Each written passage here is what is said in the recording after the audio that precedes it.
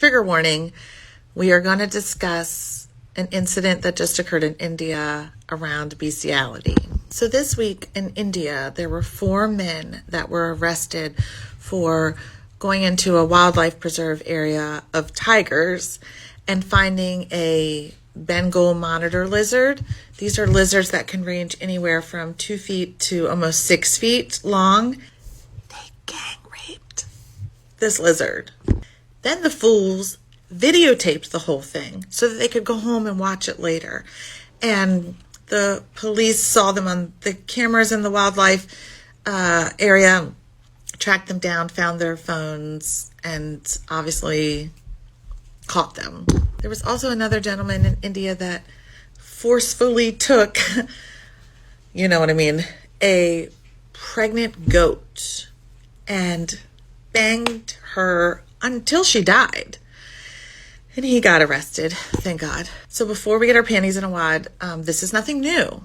This is talked about in the Bible. There are cave drawings about it from 8,000 years ago. Like, this has been going on forever. So in the 1940s, the Kinsey report said that at least 8% of males had at least one sexual interaction with an animal in their lifetime, and 5% of females.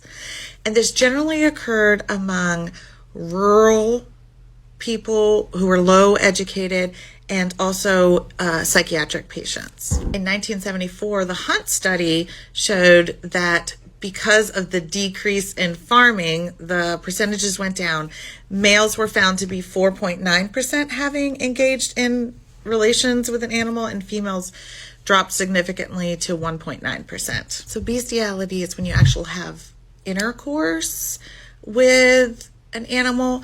But there's another term called, let me say this right, zoophilia, which is when you have sexual attraction and fantasy about your animals, generally your dog or your horse, and you basically like fall in love with them. In most cases, violence is involved towards the animal, but in some cases, the animal derives pleasure from this. I try to be a very accepting person and non-judgmental, but this shit turns my stomach like no other.